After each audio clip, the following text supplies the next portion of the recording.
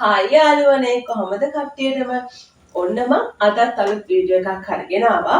ඉතින් වෙනදා වගේම මම මේ වීඩියෝ එකෙන් කතා කරන්නේ මේ දවස්වල ගොඩක් අය කතා කරන මාතෘකාවක් ගැන. ඒ තමයි පසුගිය දවසක.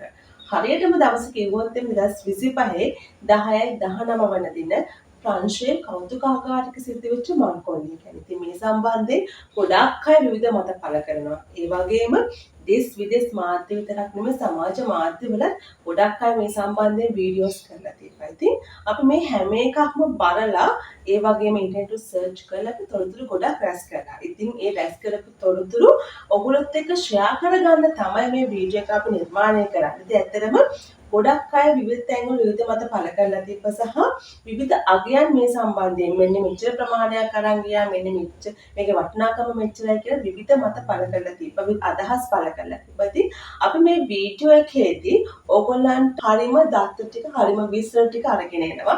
ඉතින් මම ආරාධනා කරනවා මේ වීඩියෝ එක අවසාන වෙනකන් අපිත් එක්කම එකතු වෙලා ඉන්න කියලා මේ සිදුවීම ගැන හරියටම දැනගන්න.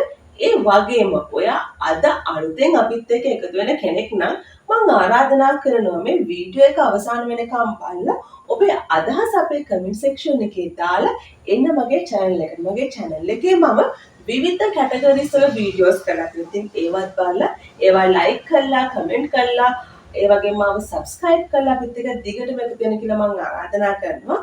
ඉතින් එහෙනම් මේ මංකොල්ලේ ගැන කතාවට ගියොත් මේ ලූවර් කියන කෞතුකාගාරය පිහිටලා තියෙන්නේ ප්‍රංශයේ පැරිස් නුවර. ඉතින් මේ කෞතුකාගාරය ලෝකේ තියෙන විශාලතම වගේම පැරණිතම කෞතුකාගාර වලින් එකක් වෙනවා. ඉතින් මේ කෞතුකාගාරයේ කොටස් කීපයක් තියෙනවා. ඒ අතර ඒ කොටසක් තියෙනවා ඇපොලෝ කියලා. මෙන්න මේ කොටසේ තමයි මුතුමැණික් ආභරණ තැන්පත් කරලා තියෙන්නේ. ඒ වගේම ඒවා අයිති වෙන්නේ ප්‍රාග් ඓතිහාසික යුගයේ හිටපු කියන්නේ අපිට අවුරුදු මිලියන ගානකට කලින් හිටපු රජවරුන්ට. ඒ වගේම මෙන්න මේ කොටසේ තියෙනවා ප්‍රංශයට අයිති කෞතුක වස්තුන් විතරක් නෙමෙයි. මේ කොටසේ තියෙනවා මේ ලෝකයේ විවිධ රටවල තිබ්බ රජවරු පාවිච්චි කරපු කෞතුක වස්තුන් මෙතන තියෙනවා. ඒ අතර ගොඩක් අය අවධානය යොමු කරපු කාරණාවක් තමයි ලංකාවේ මුතුමැණිකුත් මෙතන තියෙනවද කියලා. ඉතින් ඒ සම්බන්ධව මම ඉස්සෙල්ලා කිව්වා වගේ විවිධ අය විවිධ මත පළ කරලා තිබ්බා. හැබැයි මෙතන ලංකාවේ තිබ්බ මැණික් වර්ග කීපයක් තිබිලා තියෙනවා. ඒකට හේතුව තමයි ලන්දේසීන් අපේ රට පාලනය කරපු කාලේ අපේ රටේ තිබ්බ ගොඩක් මුතුමැණික් වගේ ඓතිහාසික දේවල් සහ වටින දේවල් අපේ රටින් අරගෙන ගියා. ඉතින් ඒක ලන්දේසීන් විතරක් නෙමෙයි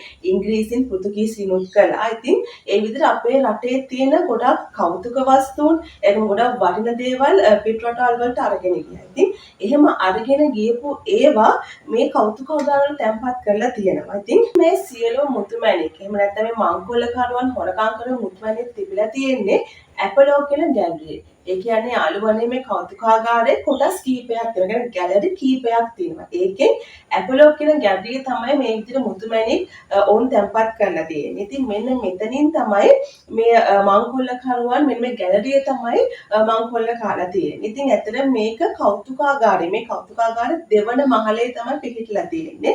ඉතින් දැන් ඔයගොල්ලෝ මේක සම්බන්ධ විස්තර අහලා තියෙනවා. ඔයගොල්ලෝ දන්නවා ඇති මොවුන් මේ මංකොල්ලකරුවන් මේ කෞතුකාගාරයට ඇවිල්ලා තියෙන්නේ ප්‍රධාන දොරටුවෙන් නෙමෙයි.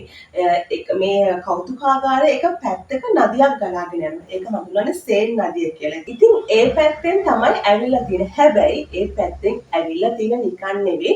මොවුන් කම්කරුවන් විදිහට වෙස් වලාගෙන ඒ වගේම ට්‍රක් රථයක යාන්ත්‍රික ගෘහ භාණ්ඩ සෝපානකින් තමයි මේක දෙවෙනි මහලට ගිහිල්ලා තියෙන්නේ. ඉතින් සාමාන්‍යයෙන් ප්‍රංශයේ ගෘහ භාණ්ඩ එහා මෙහා කරන්න මේ යාන්ත්‍රික සෝපානය පාවිච්චි කරනවා. ඉතින් ඒ නිසා ගොඩක් අය මේ ගැන මේක දැක්කත් සැක හිතලා නැත්තේ එන්නේ ඒ හේතුව නිසා වෙන්නේ නැති. ඉතින් මොවුන් මේ සෝපානය පාවිච්චි කරලා දෙවන මහලේ බැල්කනියට ගිහිල්ලා ග්ලාස් කටර් එකකින් තමයි මේ ජනේලය කපලා තියෙන්නේ. ඉතින් ඒ ජනේලය කපලා මේ ඇපොලෝ ගැලරියට ඇතුල් වෙලා මොවුන් විනාඩි 4ක් ඇතුළත ආභරණ ටික අරගෙන නැවතත් අර යාන්ත්‍රික සෝපානයේ හරහා පහළට ඇවිල්ලා බයික් වලින් මොවුන් මෙතනින් පලා ගිහිල්ලා තියෙනවා. හැබැයි මොවුන් පලා යන්න කලින් මොවුන් ආපු ට්‍රක් රථේ ගිනි තියන උත්සාහ කරලා තියෙනවා. ඉතින් හැබැයි ඔවුන් ඒක ගිනි තියන උත්සාහ කළාට ඒක කරගන්න බැරි වෙලා තියෙනවා.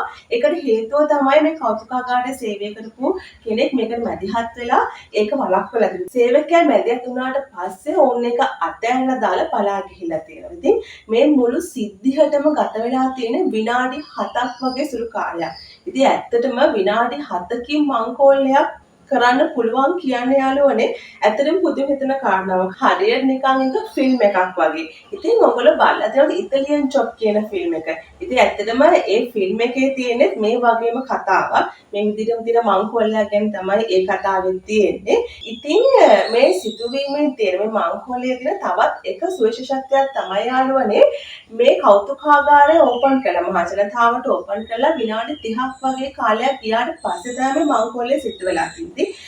ඒ කියන්නේ මේ මංකොල්ලේ සිද්ධ වෙන වෙලාවේ ඒ ගැලරියේ සාමාන්‍ය ජනතාව ඉඳලා තියෙනවා. ඒ සාමාන්‍ය ජනතාවට පේන්න ප්‍රසිද්ධිය තමයි මේ මංකොල්ලේ කරලා තියෙන්නේ. ඒ වගේම දෙවෙනි කාරණාව තමයි දෙවෙනි සුවිශේෂී කාරණාව තමයි මේ කෞතුකාගාරය පිළිලා තියෙන තැනේ ඉඳලා මේ ප්‍රංශ පොලිස් මූලස්ථානට තියෙන්නේ මීටර 800ක් වගේ දුරක්. ඉතින් ඒ කියන්නේ පොලිසියට පේන්නම මේ මංකොල්ලේ කලා වගේ තමයි මේ මංකොල්ලේ සිද්ධ වෙලා තියෙන්නේ. ඉතින් ඇත්තට මේ මංකොල්ලකරුවන් මේ ගැලරියට ඇතුල් වෙනකොටම එලාම් වැදිලා තියෙනවා. හැබැයි ඒ එලාම් වැදුනට මොවුන්ව අල්ලගන්න පොලිසියට බැරි වෙලා තියෙනවා. තවමත් මොවුන්ව අල්ලගන්න පරීක්ෂණ කරමින් පවතිනවා. ඉතින් මොවුන් මංකොල්ල කාපු බඩු ගැන අපි කතා කළොත් යාළුවනේ මේ මංකොල්ල කාපු වස්තුන් අයිති වෙන්නේ ප්‍රංශයේ හිටපු නැපෝලියන් අධිරාජතුමාගේ කාලෙට. ඉතින් ඒකෙනොත් තුන්වෙනි නැපෝලියන් අධිරාජතුමාගේ ඔටුන්න මොවුන් හොරකම් කරලා තියෙනවා. ඒ වගේම යූජීන් රැචිනගේ එතුමාගේ බිරිඳක් වන යූජීන් රැචිනගේ ඔටුන්න මොවුන් හොරකම් කරලා තියෙනවා. ඒ වගේ ඓතිහාසික වටිනාකමක් තියෙන වටින වස්තුන් මොවුන් හොරකම් කරගෙන අරන් ගියා. හැබැයි වාසනාවට වගේ මොවුන් උඩේ ඉඳලා පහළට බහිනකොට යූජීන් රචනගේ ඔටුන්න මොවුන්ගේ අතින් බිම් වැටලා තියෙනවා. ඉතින් මොවුන් ඒකවක්වත් ගන්නේ නැතිව තමයි පරා ගිහිල්ලා තියෙන්නේ. ඉතින් ඒ ඔටුන්නට හානි සිදු වෙලා තියෙනවා බිම වැටෙනකොට.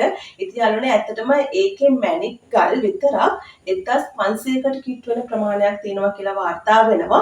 ඉතින් ඇත්තටම ඒකේ මූල්‍යමය වටිනාකම මෙච්චරයි කියලා කියන්න බෑ. කියන්නේ ඒකේ මූල්‍යමය වටිනාකමටත් වඩා ඒකේ තියෙන ඓතිහාසික වටිනාකම ප්‍රංශයට මේ වස්තුන් කොච්චර වැදගත් වෙනවද කියන එක සල්ලි වලින් මැල්ලා කියන්න බෑ. ඒ තරම් මේව වටිනවා. ඉතින් ඇත්තටම මොවුන් අරංගිය බඩුවල වටිනාකම ආසන්න වශයෙන් යුරෝ මිලියන 88ක් කියලා ගණන් බලලා තියෙනවා.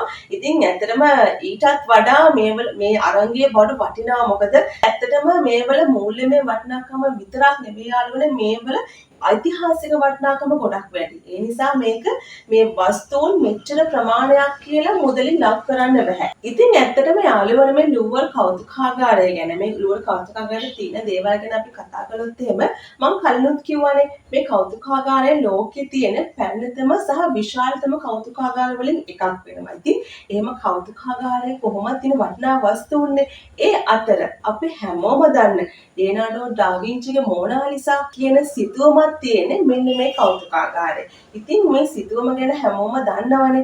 ඉතින් මේ සිතුවම සම්බන්ධයෙන් ඉතිහාස කතාවකුත් තියෙනවා. ඒ තමයි මේ සිතුවම 1911 නැති වෙලා තියෙන. කියන්නේ හොරකම් කරලා තියෙනවා. හැබැයි අවුරුදු 2ක් ගිහිල්ලා මේ සිතුවම නැවත හොයාගෙන තියෙනවා. ඉතින් ඒ විතරක් නෙමෙයි වීනස් දෙවගණගේ කිරිගරුඩ ප්‍රතිමාවකුත් මේ කෞතුකාගාරයේ තැන්පත් කරලා තියෙනවා. ඉතින් ඔය වගේ ගොඩක් වටින කෞතුක වස්තුන් විවිධ රටවලට අයත් කෞතුක වස්තුන් පවා මේ කෞතුකාගාරයේ තියෙනවා.